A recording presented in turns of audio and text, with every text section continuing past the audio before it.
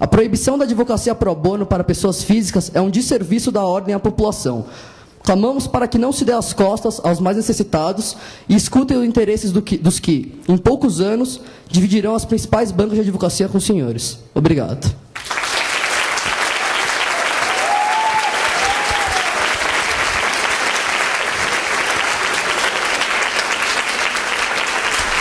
Muito obrigada, Enzo. E é realmente uma alegria para o Ministério Público Federal não só estar vendo o sucesso desse ato, como também o engajamento dos jovens estudantes que serão os futuros advogados, magistrados, membros do Ministério Público, defensores, policiais, enfim, todos os futuros operadores do direito. Eu, particularmente, eu fico muito emocionada de ver essa moçada bacana toda aqui, né, já engajada com os assuntos do direito.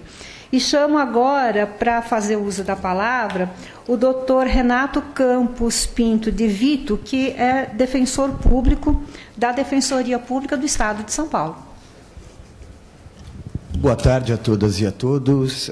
Enalteço a iniciativa do Ministério Público Federal, enfim, o esforço do Instituto Pro Bono.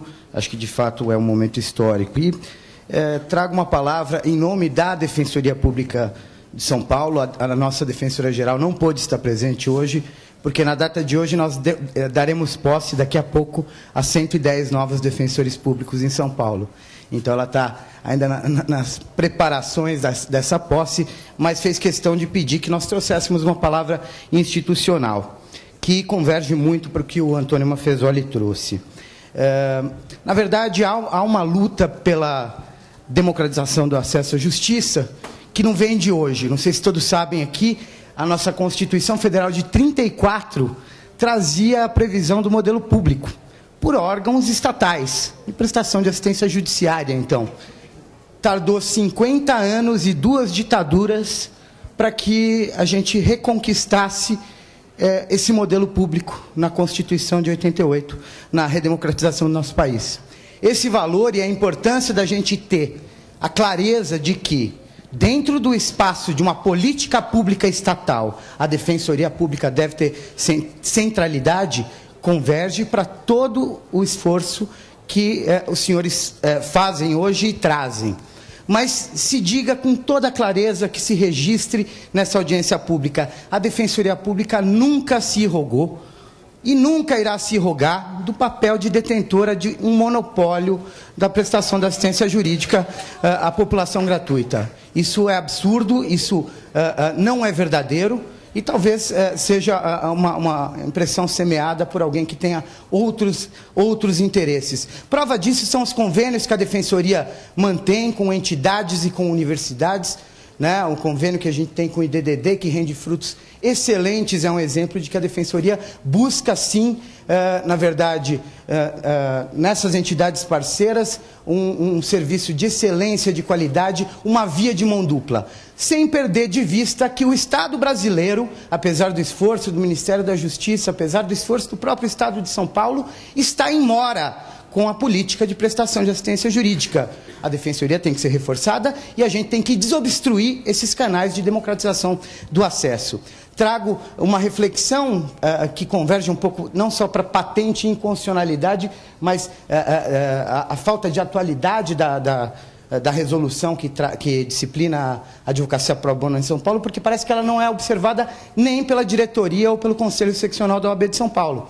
Sem entrar no mérito do projeto da internação na Cracolândia, o fato é que a OAB tem designado profissionais para atuarem de forma individual, em uma atuação que tem caráter judicial, em favor de pessoas, envolvendo pessoas físicas. Essa é uma iniciativa institucional da OAB que deveria ser questionada à luz da própria restrição dela. Reitero aqui, enfim, a disposição da Defensoria para essa luta de democratização do acesso à justiça e a disposição de se ombrear, não no papel de coordenação, mas num papel de somar esforços a todas as iniciativas que reconheçam que o acesso à justiça é um item de primeira necessidade que deve integrar a cesta básica de cada indivíduo brasileiro. Essa luta é da Defensoria também.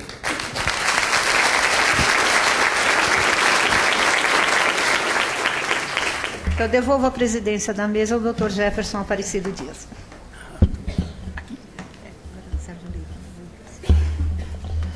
Muito obrigado, doutora Janice. Eu tenho certeza que todos preferiam você, mas...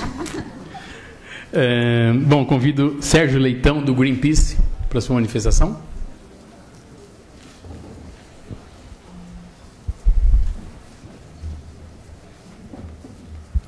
Bem, obrigado. Eu queria dizer de forma bem taxativa, eu sou advogado, né, e iniciei minha vida advogando para comunidades pobres no interior do Ceará, como advogado da Arquidiocese de Fortaleza, depois trabalhei com povos indígenas e hoje estou no Greenpeace, que é uma instituição que é um bom cliente da advocacia pro bono, porque a gente tem como meta, se a lei faz mal ao meio ambiente, a gente advoga contra a lei, a gente vai contra a lei, porque a gente entende que ela tem que ser constrangida, né, porque tem bens mais importantes do que aquilo que se faz, né, numa legislação que é errada. E a gente entende que essa questão da advocacia de interesse público, né, em defesa dos temas coletivos, ela tem que ser tratada assim. Ela é uma advocacia de interesse público. Ela não é estatal, ela pode ser até estatal, mas ela não é, me alegra muito o que eu ouvi aqui, ela não pode ser exclusividade de um ente estatal.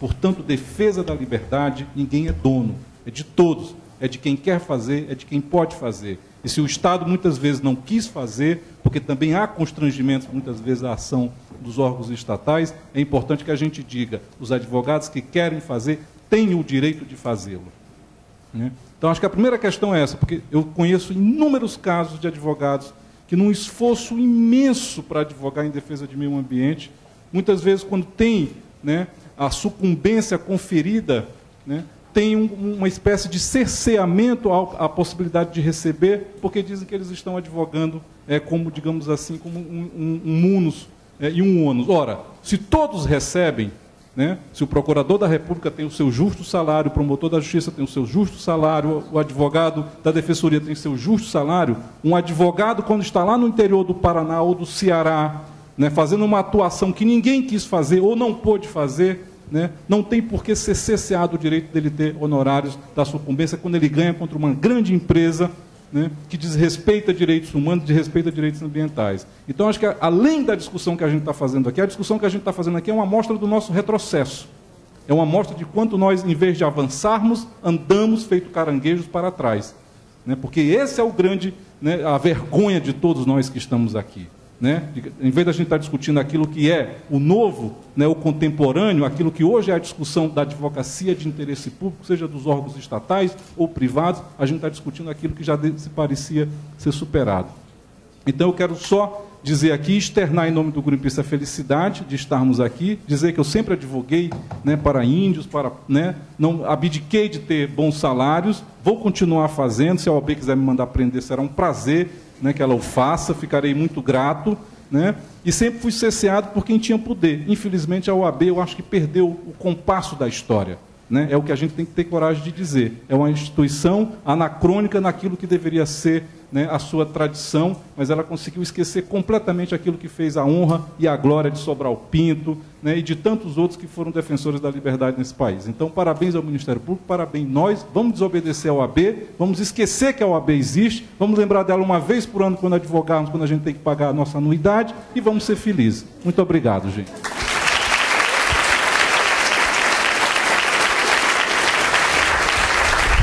Muito obrigado. Marcos Aurélio de Carvalho, da União de Rádios. União e Inclusão em Redes e Rádios. Isso, só um minutinho. Tá. Só um minutinho. O doutor Flávio precisa também se ausentar. Eu gostaria imensamente de agradecer a presença e agradecer a oportunidade. Então, em nome do Ministério da Justiça e da Secretaria de Reforma Judiciária, queria agradecer e dizer que o Ministério da Justiça conte conosco para intermediação junto ao OAB de São Paulo, ao OAB Federal. Essa causa é nossa também. Poxa, mas logo agora que eu ia falar mal do doutor Flávio? Brincadeira. Brincadeirinha. Somos parceiros. Eu espero. Estou brincando. Muito obrigado, doutor Flávio. Nada vai acontecer, fica tranquilo.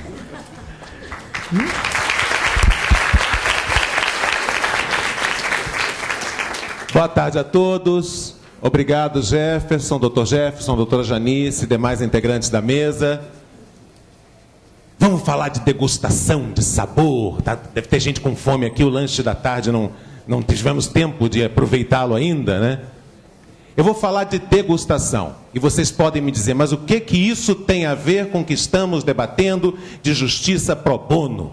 Vou falar de degustação, mas antes explicar que eu fui gerente e apresentador da Rádio Globo por quase 10 anos. Aqui da Rádio Globo de São Paulo, 5 anos, os outros 5 no Rio. Fui âncora da CBN, mas o mais importante de tudo para cá, para o que estamos discutindo aqui, é que eu coordeno uma ONG há 18 anos. Fui fundador, deixei a coordenação por 2 anos e voltei, sou coordenador de uma ONG chamada UNIR, com 2 R's, União e Inclusão em Redes e Rádio, que oferece pro bono capacitação de jornalismo em comunidades, em rádios comunitárias, no Brasil inteiro e até em países vizinhos, onde já demos aula. Imagina se o sindicato dos jornalistas fosse dizer, não pode não. Não pode jornalismo pro bono não. Ou se o sindicato dos professores dissesse, você está dando aula em comunidade de graça. Imagina se as minhas categorias dissessem isso. Gente, claro que a minha linguagem aqui é diferente. Eu não sou, muito me honraria se fosse, e minha filha do meio, Mariana, é estudante de Direito, mas eu não sou da área de vocês. Eu sou formado em jornalismo, sou gestor de empresas de comunicação e coordenador de uma ONG e professor. Dou aula na FAAP também. Não tenho tanta informação quanto vocês e aprendo com vocês, mas tenho algumas vivências como jornalista, como militante político e como pessoa com deficiência que luta pelos direitos à inclusão de pessoas com deficiência. E nessa vivência toda, o primeiro exemplo que eu dou é de algo que aconteceu na própria Rádio Globo. Nós tínhamos uma parceria, eu com Raíssa, Silvia, Marcos Fux, do Instituto Pro Bono, na Rádio Globo, num quadro que eu apresentava no meu programa. Eu saí da Rádio Globo em maio, mas em abril e maio fizemos esse quadro, em que os ouvintes podiam fazer perguntas para que os advogados, de maneira pro bono, tirassem dúvidas. Estou eu aqui, Raíssa, Silvia e Marcos Fux, como testemunhas do tamanho dessa demanda. Quantos ouvintes ligavam e participavam por e-mail?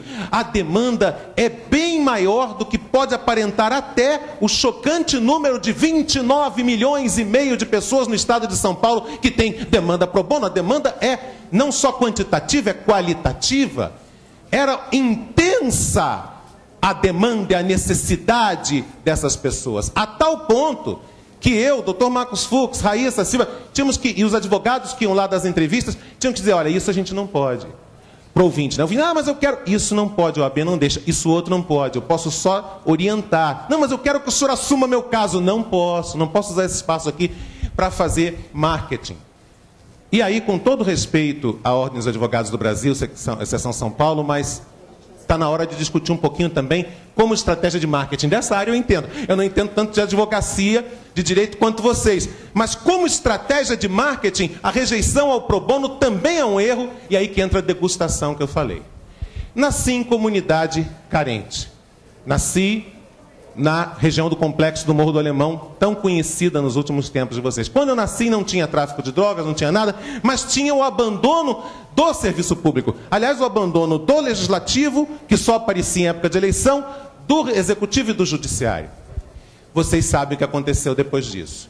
O povo sem oportunidades, e sem oportunidades também na área da justiça, acabou tendo na sedução do tráfico a sua autoridade paralela. Disso eu entendo. Assisti o começo disso antes de deixar o bairro para mudar para outros lugares por demandas da profissão. Não por querer, mas por demandas da profissão. O direito é degustado. Vocês conseguem, né, vocês que estudam direito, imaginar, caramba, há pouco mais de 100 anos, Dr. Marcos, nem se estudava, nem se votava, mulher não votava. E para concluir, há pouco mais de 100 anos, mulher nem votava. Vai dizer hoje que mulher não tem direito a voto. Direito é para ser sentido, degustado, para que não fique na folha fria do papel. Direito é para ser conquistado e degustado a cada dia. O exercício do pro bono é correto em 3 campos, e aí eu encerro. Primeiro, como direito a ser degustado, e ao ser degustado e vivido, como direito conquistado da cidadania. Segundo campo, pela legitimação do próprio juramento que vocês fazem. Mas o terceiro campo, não discutido ainda aqui, é do marketing. Quando uma empresa de comunicação quer propagandear um produto, ou quer fazer com que a pessoa se acostume com ele, oferece degustação. Experimente. Viaje de ônibus, compre isso, compre aquilo. Ao evitar a advocacia pro bono, numa sociedade em que está havendo uma ascensão de classes sociais que ainda são marginalizadas, se está evitando criar o círculo virtuoso, o virtuoso ciclo de gostar do Estado de Direito e não do poder paralelo. A advocacia pro bono é a degustação do direito a ter direitos, é a degustação do Estado de Direito. E se há algo que precisamos para que as pessoas deste país mais carente, as pessoas possam viver intensamente e serem os futuros clientes dos advogados credenciados pela OAB, é de que elas degustem o direito para poder degustar e propalar o Estado de Direito. Obrigado. Muito obrigado. Muito obrigado, doutor Marcos, pelas considerações. Chamo agora André Miziara, que é do Centro Acadêmico Direito GV. Muito obrigado, André. Bom, boa tarde a todos e a todas. Eu gostaria de parabenizar o Instituto Pro Bono pelo brilhante trabalho deles. Dizer que nós estávamos vindo aqui com uma grande quantidade de alunos da nossa faculdade que, infelizmente, não puderam entrar por questões de espaço. E se, por um lado, isso me entristece, por outro lado, me deixa muito feliz em saber que essa questão, que é tão importante na nossa sociedade, gera todo esse interesse, toda essa gente apareceu aqui para participar. Isso me enche de felicidade. Bom, muitas dessas pessoas que a gente estava trazendo, elas eram de todos os anos da nossa faculdade, inclusive alguns já formados, e no meio dessa gente tinha alguns calouros. E esses calouros ficavam perplexos com o porquê da OAB cercear direitos fundamentais, que nem o acesso à justiça, o livre exercício da profissão. Eles não entendiam o porquê disso. A única coisa que eu posso comentar sobre tudo isso é que eu estou na faculdade há 3 anos e eu ainda estou perplexo com isso tudo. Bom, eu não quero me alongar muito, então tudo que eu vou deixar aqui agora é o nosso manifesto apoio a essa causa, dizer que o Centro Acadêmico Direito GV, junto com todo o nosso corpo discente e ao lado do nosso diretor, o professor Oscar, que falou tão bem aqui, junto aos nossos colegas da PUC, da USP e do Mackenzie e de todas as outras faculdades de Direito, nós não vamos ficar calados frente a essa dolosa perpetuação da desigualdade social que ocorre por causa da OAB. Obrigado.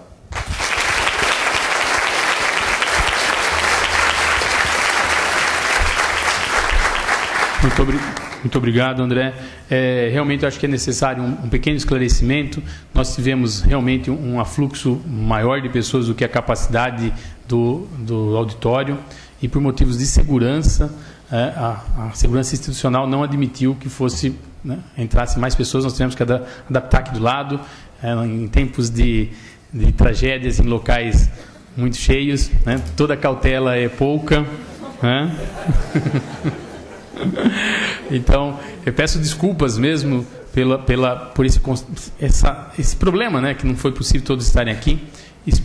Fico contente dos estudantes terem chegado e espero que o Ministério Público Federal possa fazer muitas mais audiências públicas de interesse, que nós possamos lotar mais vezes esse auditório. Dando seguimento, então, eu convido Ana Valéria Araújo. Nós temos mais 5 pessoas inscritas chegando ao encerramento. Então, Ana Valéria Araújo, do Fundo Brasil de Direitos Humanos.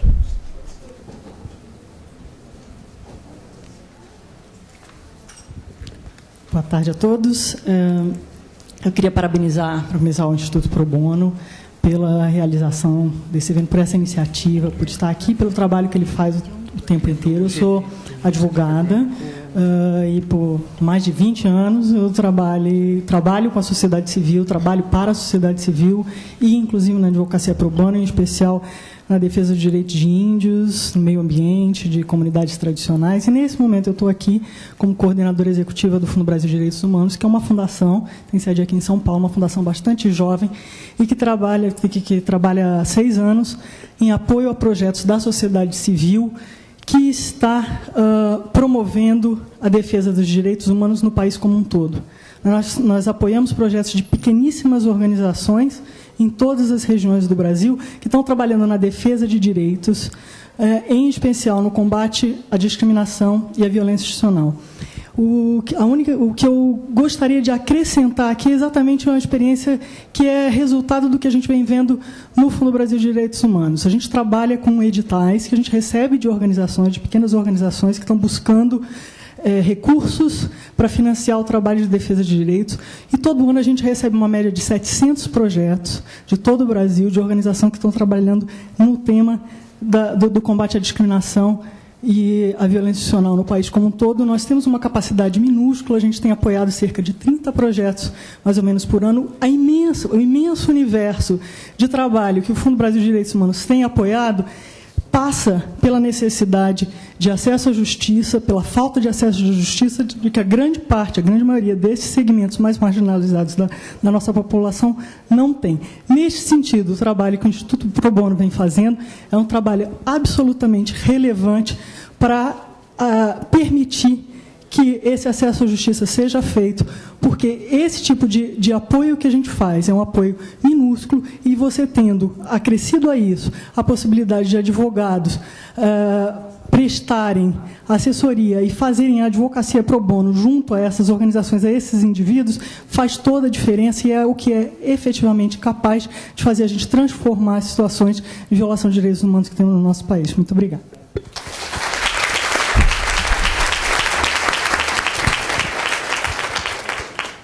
Muito obrigado.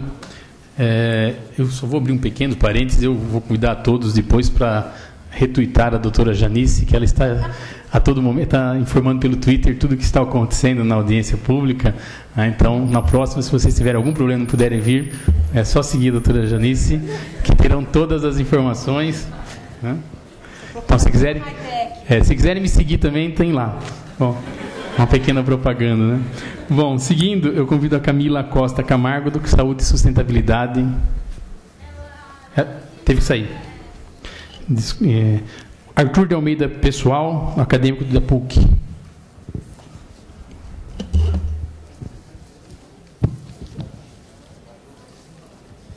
Na verdade, é Arthur de Almeida Pessoa.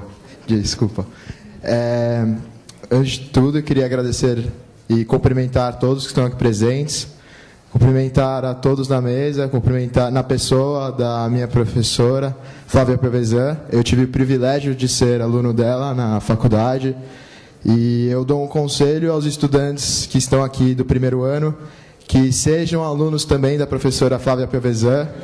Eu garanto que vale a pena.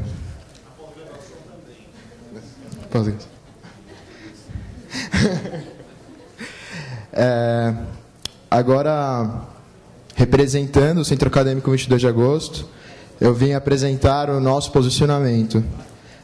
Antes de tudo, é preciso apontar que o Brasil possui uma população de aproximadamente 195 milhões de pessoas, das quais aproximadamente 16,2 milhões de pessoas são miseráveis, segundo o Ministério de Desenvolvimento Social.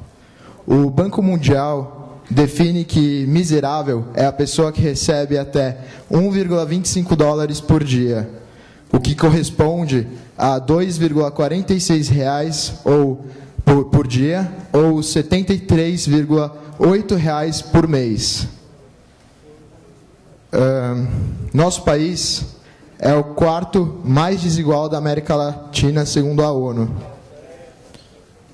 Trata-se de fato inegável que a Defensoria Pública não consegue atender a toda a população necessitada, pois se a nossa população miserável já é tão grande, imaginemos a população pobre, a população que não consegue pagar de fato um advogado. Podemos concluir que o acesso à justiça no Brasil é uma questão de renda. Aqueles que podem pagar contratam um advogado, aqueles que têm condição, mas aqueles que não têm condição têm de superar infinitas dificuldades para com muita sorte, serem atendidos por um defensor público.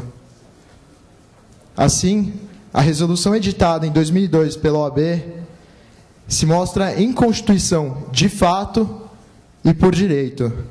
A nossa Constituição garante o livre exercício de profissão e, acima de tudo, garante direitos e garantias fundamentais, de forma que a mencionada resolução vai contra o direito fundamental de solidariedade, direito de primeira geração, proveniente da Revolução Francesa, o qual também é conhecido por muitas pessoas como caridade. A OAB está simplesmente impossibilitando que os advogados pratiquem a caridade. Eu só gostaria agora de terminar fazendo uma comparação. Meu pai, o qual eu admiro muito, é médico. E um médico não só pode, como deve agir em situações de necessidade. Por acaso, o serviço de um médico é mais necessário do que o serviço de um advogado? E eu respondo com o que eu acredito. Não. A advocacia pro bono não só pode, como deve ser praticada. Obrigado.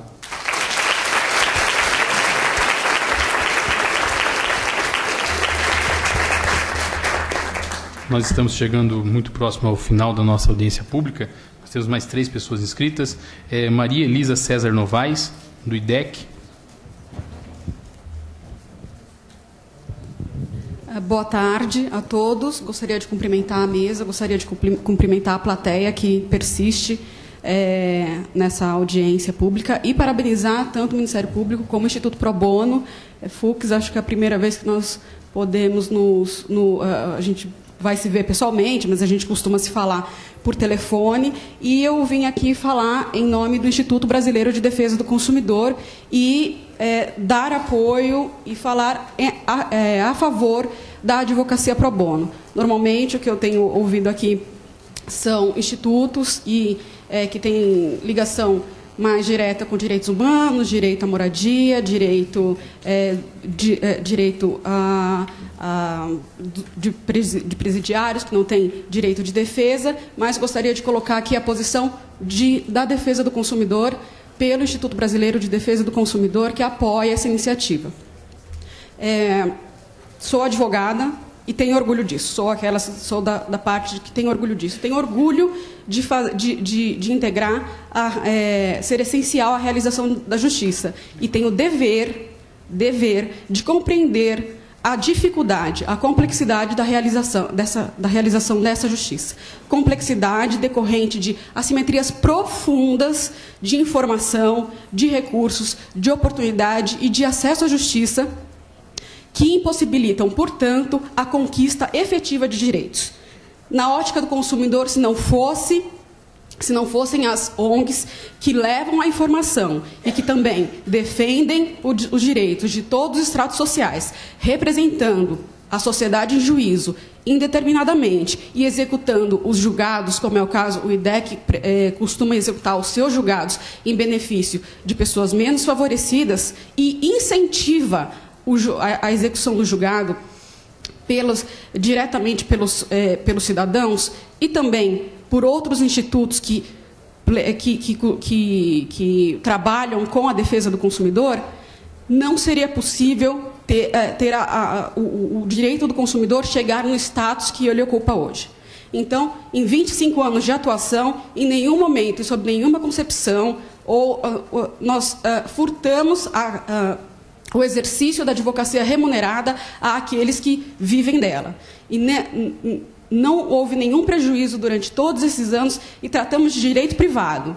Defesa do consumidor, na classificação acadêmica, é um direito privado, mas é um direito social definido como direito fundamental na Constituição. Então, sim, é possível e é preciso exercer a advocacia pro bono para as pessoas físicas. É dever nosso, e a OAB não representa os seus membros quando distancia e quando faz entender que a defesa da advocacia pro bono é denegrir a imagem da advocacia. Ela não está representando os seus membros. Ela está sendo, como instituição, tendo uma posição mesquinha que não deve ser compartilhada, inclusive pela defesa do consumidor, que, diferentemente de todas as pessoas que já falaram aqui, é uma defesa de um direito privado, mas, essencialmente, um direito fundamental previsto na Constituição e só ganhou esse status exatamente pela defesa coletiva de direitos e pela representação da sociedade de juízo. Muito obrigada.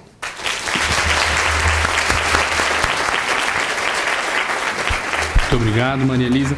Na sequência, Márcia Marques Muniz. Não sei se ela está presente. Acho que não. Dando sequência, Rodrigo Dornelles, do Departamento Jurídico do 11 de agosto. Boa tarde a todos. Na qualidade de último a falar, prometo serei breve. Na verdade, tínhamos uma manifestação um pouco mais extensa a dizer, mas tomarei a liberdade de pedir para protocolar lá nos autos. Sim. Mas, de qualquer forma, muito pouco restou a falar aqui, diante de tantos discursos de tanta qualidade. Espero acertar nesse pouco e contribuir com algo. O Departamento Jurídico do Centro Acadêmico 11 de Agosto é uma entidade ligada ao referido Centro Acadêmico, que ela foi fundada em meados de 1919, há cerca de 95 anos, portanto, por acadêmicos que desejavam fazer atividade pro bono de prestar assistência jurídica às pessoas necessitadas. Desde então, próximo a completar um centenário, tem sido essa a nossa atividade, única e exclusivamente. Por isso nós sentimos essa responsabilidade, esse dever, essa, de certa forma, a necessidade de manifestar o nosso apoio a essa causa, que é uma causa que é tão relevante, como já é muito bem destacado, num país de miseráveis, não se justifica que haja uma vedação a pessoas dispostas a ajudar e capacitadas para tanto que o façam. De certa forma, fazendo uma pesquisa informal, descobrimos que a OAB foi fundada por volta de 1930. Por ser uma entidade mais nova que a nossa, nós temos a liberdade de dizer, a tranquilidade de dizer que nós não vamos nos curvar a nenhuma imposição que nos afete e nos impeça de seguir algo que tomamos como missão. Portanto, agradeço ao Ministério Público, a todos os presentes, manifesto o nosso apoio integral a essa causa.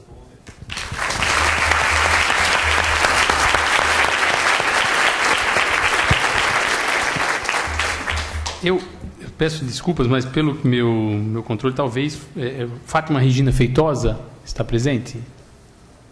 Não? Eu acho que você estava? Que eu acho que não foi. Eu não tenho como, mas por favor, acho que mais uma intervenção. Depois nós já encerramos. Seu nome, por favor, para identificar. Paulo Iotti, sou advogado, militante de direitos humanos do Grupo de Advogados pela Diversidade Sexual. Falo aqui em nome individual. Até peço desculpas de ter quebrado o protocolo de fazer esse pedido de intervenção, tanto que eu descobri da audiência pública só de ontem para hoje de madrugada, então por isso que eu não me inscrevi antes. Mas eu só queria, depois de tudo que foi falado, queria que o ministro Gilmar Mendes estivesse aqui para citar uma fala do professor Lênio Streck, do Sul. Essa proibição é tão inconstitucional que devia ser declarada assim pelo porteiro do Supremo, nem pelos ministros. Então, porque...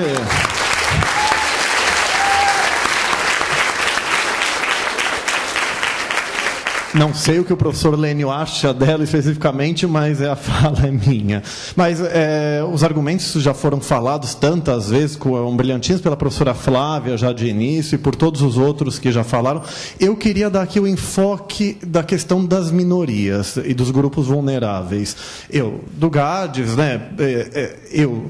eu queria dar como exemplo, salvo engano, pesquisa nos Estados Unidos mostra que beneficiários das chamadas cotas raciais, então negros que se beneficiaram das cotas raciais, tendem a prestar um atendimento pro bono, gratuito, dentro de sua área de atuação para a população das quais eles fazem parte.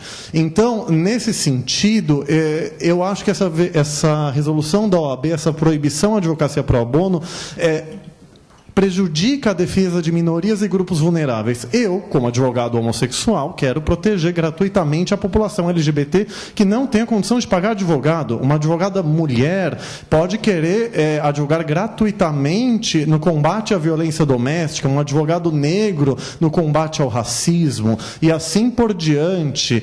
No caso da população LGBT, que é o meu foco, quer dizer, a gente vê muito as agressões que são na Avenida Paulista, essa recente da Henrique Schaumann, da qual eu estou participando nas denúncias, na ação contra os ofensores, mas a gente nunca não se dá foco normalmente à população LGBT carente, às travestis e transexuais que são marginalizadas, tanto e que não têm condição de pagar advogado. Se eu representar gratuitamente essa população carente LGBT, a OAB pode me processar. Então, mas eu digo mesmo que renomados advogados já disseram aqui, eu até peço para a OAB me processar, eu me defendo com tudo que foi alegado aqui e entro com reconvenção pedindo dano moral, inclusive, contra a OAB pelo absurdo que é isso.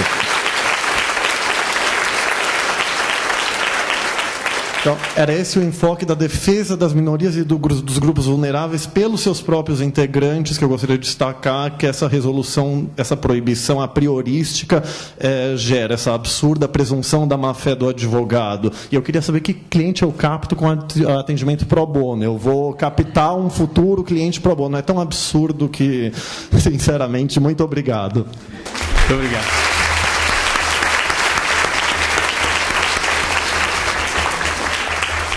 Bom, eu confesso que as minhas expectativas com a realização da audiência pública foram todas superadas.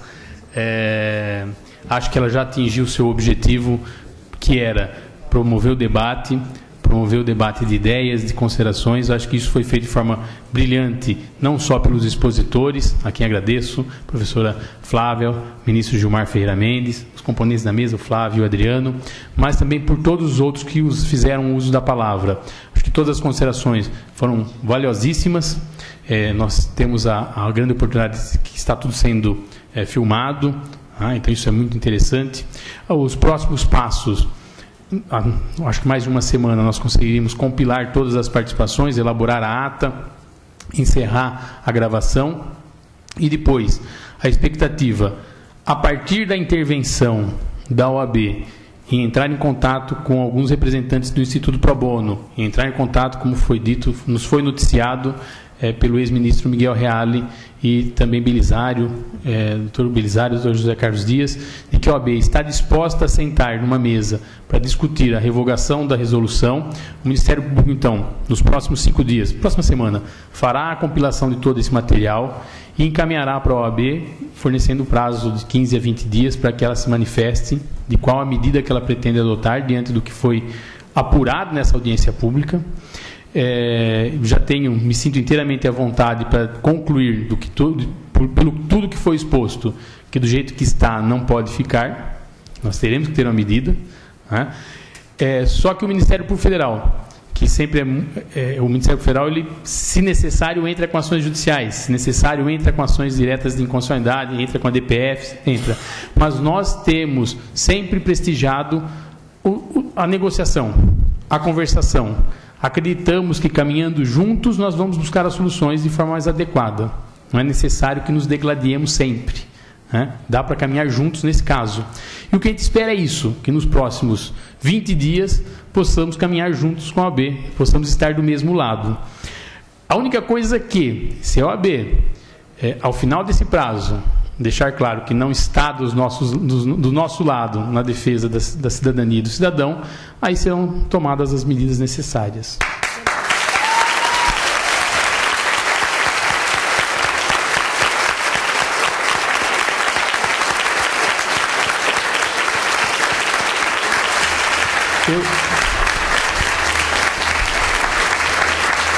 Eu gostaria, já nesse encerramento, agradecer imensamente todo o corpo de apoio da Procuradoria Regional da República, que ajudou na organização, a toda a equipe da PRDC, da Procuradoria Regional dos Direitos do Cidadão.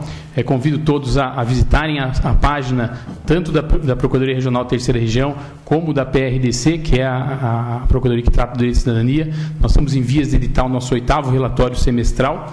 Então, todo semestre nós editamos um relatório com os nossos trabalhos. E gostaria de dizer a todos que o Ministério Federal é isso, é uma casa aberta à população e que nós gostaríamos de ouvi-los sempre. O Ministério Federal gosta de adotar medidas não só em nome da população, mas ouvindo a população. E essa oportunidade, eu confesso que me emociona a realização dessa audiência pública, que cumpre todos os objetivos. Muito obrigado e declaro encerrada.